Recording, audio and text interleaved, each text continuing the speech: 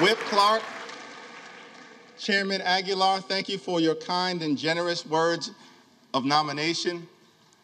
To my colleagues in government, new members of Congress, families, friends, all those assembled. It's a high honor and a distinct privilege to welcome you to the People's House and the 119th Congress. The Bible teaches us in Ecclesiastes, the 3rd chapter, 1st verse, that for everything there is a season and a time for every matter under heaven. It's fair to say that in a democracy, there's a time to campaign and a time to govern. The election is over. This is a new Congress. The American people need us as their elected representatives in this season to put down our partisan swords and pick up bipartisan plowshares. It's time for us to come together, not as Democrats or Republicans, but as Americans, to get things done for the people. In that spirit, House Democrats will work hard to find bipartisan common ground with our Republican colleagues in the incoming administration on any issue, whenever and wherever possible, in order to make life better for everyday Americans.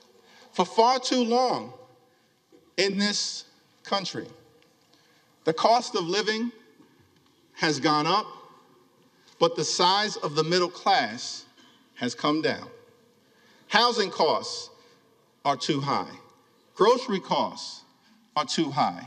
Childcare costs are too high. Insurance costs are too high. Utility costs are too high. America is too expensive.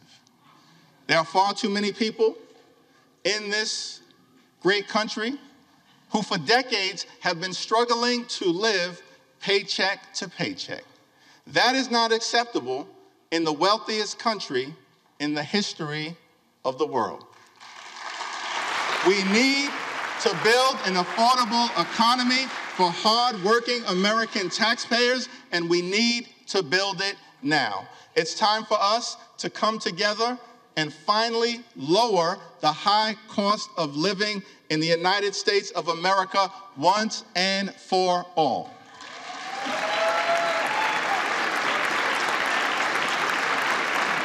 And we will work with anyone of any party to get that done. We will work with anyone to secure our borders, and we will work with anyone to fix our broken immigration system in a comprehensive and bipartisan manner.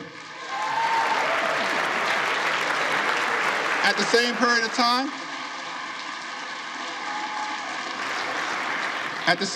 of time, we will push back against far-right extremism whenever necessary. So let me be clear.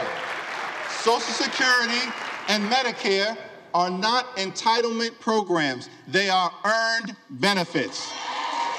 Hard-working American taxpayers pay in to Social Security and Medicare every day, every week, every month, every year throughout their entire adult life. They've earned those benefits, worked hard for those benefits, and deserve those benefits. So as Democrats, our promise to the American people is that we will fight hard to make sure that no one in this town takes away Social Security or Medicare from the American people. Not now, not ever, no means never.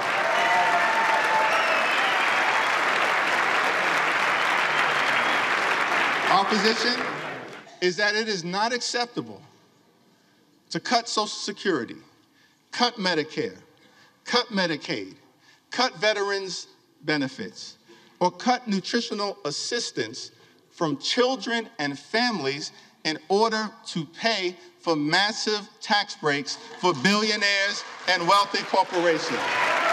House Democrats will fight hard to protect working class Americans and the things that matter to them, not the wealthy, the well-off, and the well-connected. Keep your hands off Social Security and Medicare.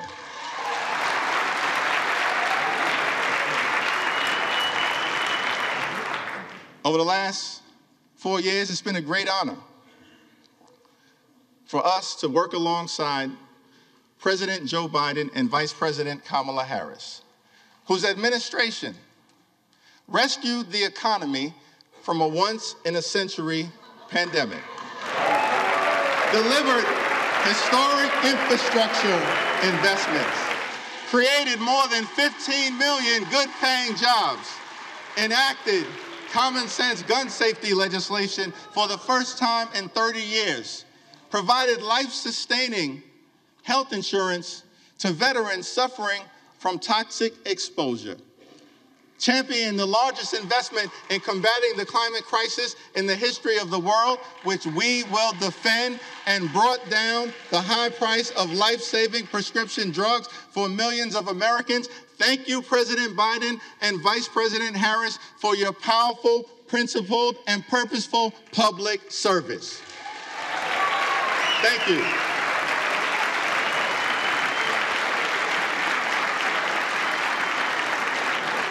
Two months ago, the American people elected Donald Trump as the 47th President of the United States of America.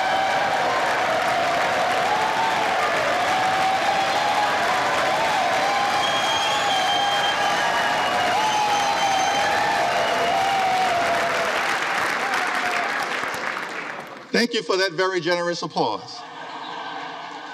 It's okay. There are no election deniers on our side of the aisle. You see,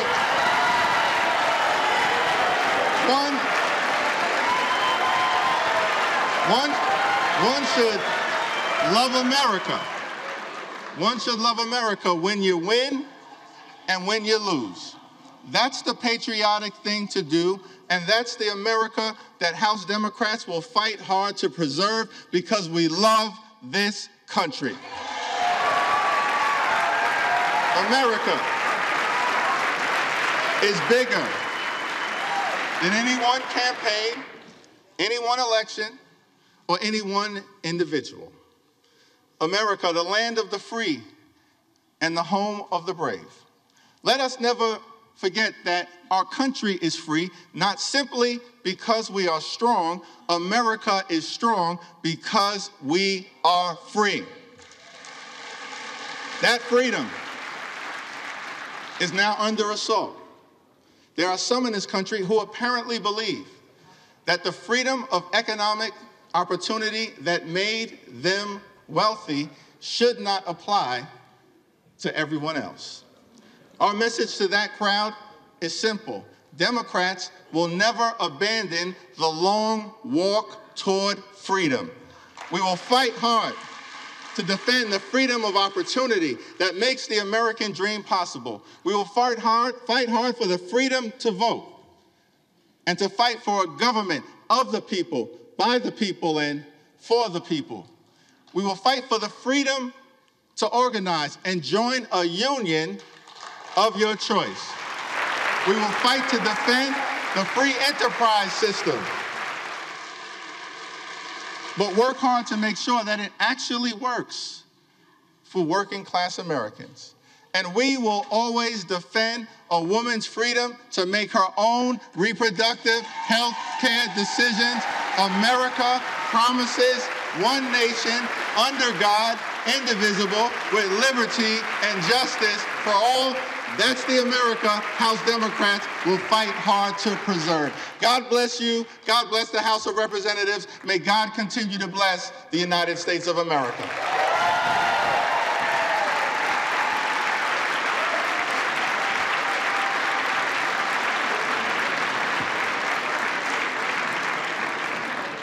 It is now my responsibility to present the gavel to the gentleman from the great state of Louisiana, the son of a firefighter, a God-fearing man, a husband, and a loving father of 4, the 56th Speaker of the United States House of Representatives, the Honorable Mike Johnson.